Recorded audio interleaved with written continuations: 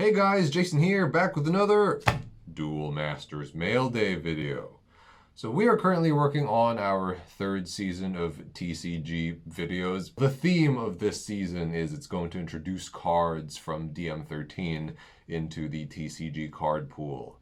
So I had to buy some OCG exclusive cards, and yeah, some are interesting, some are quite good, some I think were impulse buys, but let's take a look, shall we? Now, these cards were purchased using the shopping service Neokyo, and I will leave a link to them in the description. So starting off, we've got Pixie Cocoon. Now, if you've played Duel Masters Plays, particularly in the Set 15 metagame, you will recognize this card. This card was making its way into a lot of Balcadias decks. And the reason for that is because, that deck hardly plays any creatures. The only creature you really play is Balcadias outside of a few, Angel commands and Demon commands that may or may not be in your list, like the Kari or the Chains of Sacrifice dude. So yeah, basically it's a fairy life, and if you charge Balcadias early, you can fish it out of your mana zone. So we've got 4 copies here. I don't think I was thinking too clearly when I bought this. I was, we were trying to make a Balcadias style deck, sort of, not really, and I was like, all right, well, Pixie Cocoon. And then I realized Fairy Life is much better in DM plays than it is in the TCG. So same principle. Maybe we don't need Pixie Cocoon. Anyway, we also have some alternate art Bronze Arm Tribe. Now, this art of Bronze Arm Tribe is actually, well, in my experience, it was pretty hard to come across. There were very few instances of people selling play sets of this art of Bronze Arm like they normally do. But I just really like the art, so I thought, yeah, let's get our hands on a play set. Now here we have Ulurus Punishment Elemental. So this is a card that actually did come out in the TCG, and it was, I think, in set 12. It was in one of the much later sets. Halfar from the German Duel Masters channel and IDC community, he showed me an Alcadias deck that won an IDC tournament, and I was like, wow, that's really cool. So yeah, it used this dude as the only Angel command, I think. So I was like, oh, well, if we ever decide to give that deck a shot, if we want to, play some games with it, well, now's our chance. We have Ulurus. Alrighty, so as you can see here, we have several copies of a Gauntlet favorite, sort of, a Snip Striker Bullraiser. So this is a card that Andrew and I really like. I think it's just really interesting, and well, because I personally don't like Gaunta, I am very much willing to experiment with the idea of restricting Gaunta, and maybe that could breathe some life into good old Snip Striker Bullraiser. Ooh, this dude, each of these came individually sleeved, which is nice. I think it's a pretty interesting card. It's, very fast.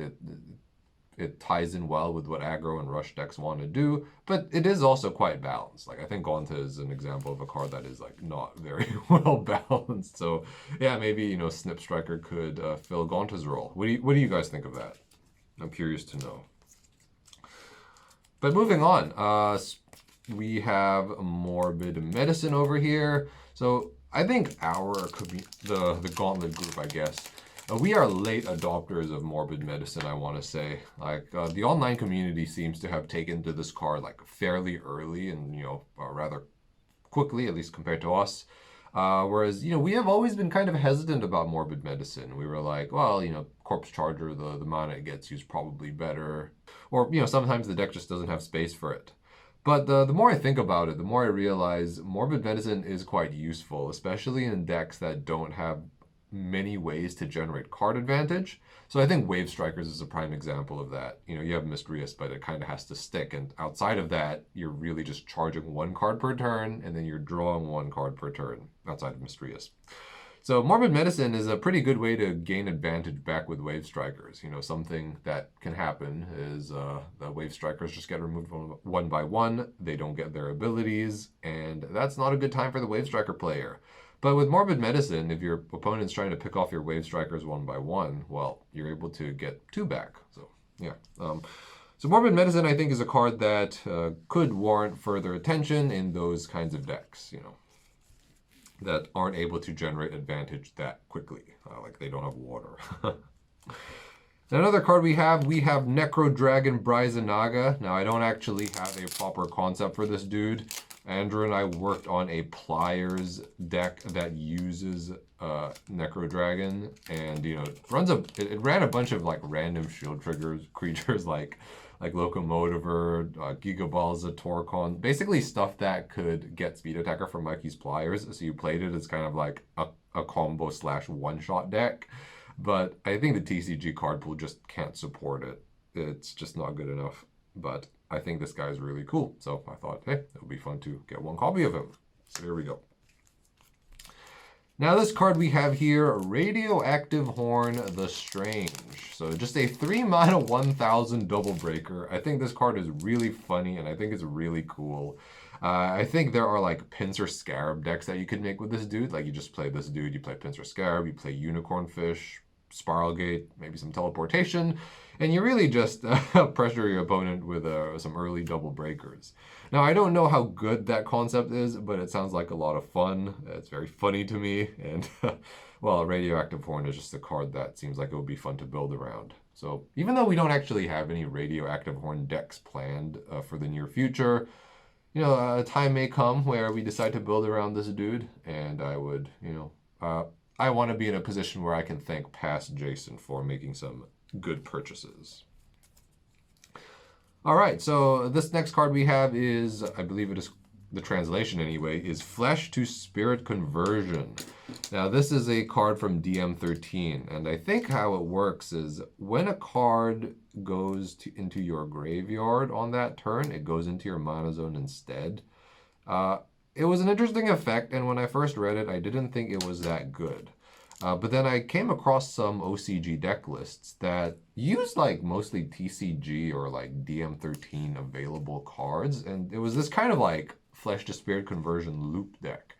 The combo is kind of hard to pull off, and I guess it's not really a playstyle that we would enjoy, but I had a moment of weakness, and you know, I was like, well, if the day comes where we decide to make that deck, I want to be in a position where we can.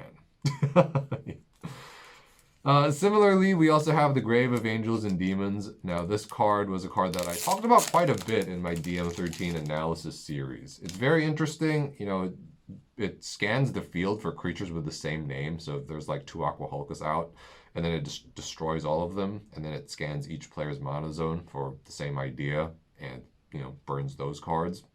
So I think this card can be very powerful. From my research, I don't think this card saw much play in the DM13 to like 17 timeline at the very least. An errated version or a modified version did see some play in DM plays, but it wasn't that strong. So I think like Damien thought this card was very good, but we never really got to a point where we wanted to put it into a bunch of the Season 3 decks or any of the Season 3 decks. So I guess this was more of an insurance purchase. You know, if we run into a situation where we want to play it or we want to try it out, well, it's just readily available for us. Now, we have Miraculous Rebirth. So, you know, much like with Morbid Medicine, like I talked about how we were kind of like late adopters of the card, I think it's quite similar with Miraculous Rebirth. This card is very good in Wave Strikers, and I can't believe we used to play Wave Strikers without this. It's a really fun card. I think it's one of the better balanced Miraculous spells, and it's just a ton of fun to play. So I thought it would be useful to get a few more copies. Now, it doesn't really help that like I laid these cards face up, and you can see what's coming next. But I guess if you enjoyed the analysis or the commentary, there's that. So next card, we have a Gauntlet favorite in Pincer Scarab. So this card is going to make its way into one of our Season 3 decks. We are planning a giant insect deck. So sorry, Radioactive Horn is not for you. And Pincer Scarab is one of the best giant insects in my opinion. So I thought we needed another playset. And we've got 4 copies. For some reason, I thought it was only 3 copies because the last time I bought an Ariel, it only came in like a set of 3, but anyway, here we go. 4 copies of Nariel the Oracle. All right, next up we have Sirion Electro Explorer, I think it is. So we've got 4 copies of him. I am thinking about trying or just like messing around with the Y Starnoid deck. Obviously, our current playset of Sirion is with Warlord Elzonius. And, you know, even though the decks are kind of similar, I thought there were some ways to differentiate Warlord from Y Starnoid. So, yeah, maybe that idea is worth revisiting. Sirion, pretty good, 3 mana, 4,000, and, you know, apparently has great races. Fits into Warlord, fits into Starnoid. Another card, we've got 4 copies of Soul Swap. So it's the shiny version, this is the cheaper version, and oh, actually, these are in fantastic condition. You know, normally when I buy Soul Swap, I don't know if you can see that. Normally when I buy Soul Swaps, they're pretty banged up, which makes sense because Soul Swap did see extensive play during its legality back in the day. And you know, the card also didn't receive very many printings, so people just had to play with the Soul Swaps that they had. Yeah, so very pleasant surprise to see some Soul Swaps in pretty good condition. I don't know where I was going with that thought. Anyway, moving on, we've got some 4 copies of Tajamal, Vizier of Aqua. So I was very surprised to see that I was buying some more copies of Tajamal. I think it's because the Marinomancer deck currently only has 2 Tajamals, and I decided, or I thought, you know, maybe we should play 4. Everyone else does it. So yeah, I just needed extra copies of Tajamal, and here we are. As you can see here, we also have Apocalypse Vice, which can actually destroy Tajamal. Actually, it can destroy all of the creatures here, except Bryzanaga. Sorry, Bryzanaga.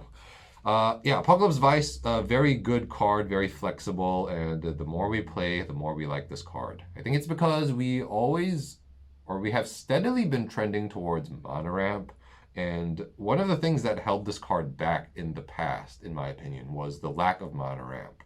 So when we have Mana Ramp, well, we have Apocalypse Vice. We can just spam it. You know, it's a great blocker removal. It's a great board clear. It's a great spot removal.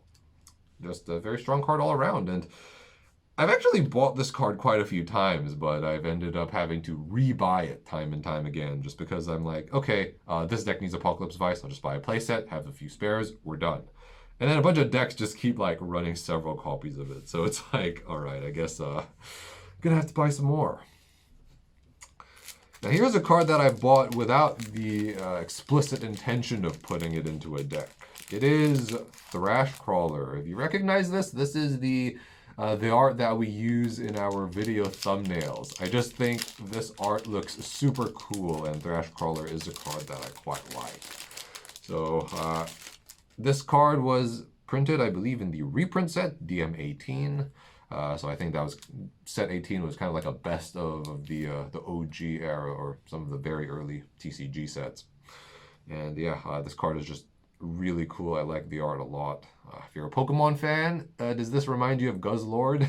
If you play the Sun and Moon games, it certainly reminds me of Guzzlord. But yeah, Thrashcrawler, pretty cool. And this art is actually not the easiest to find. Like, whenever I look for it, I don't really come across playsets too often, and they're not particularly expensive, but yeah, not too many sets of 4s in great condition going around.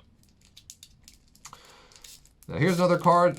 We've got 4 copies, or at least I think it's 4 copies of Volcanic Arrows.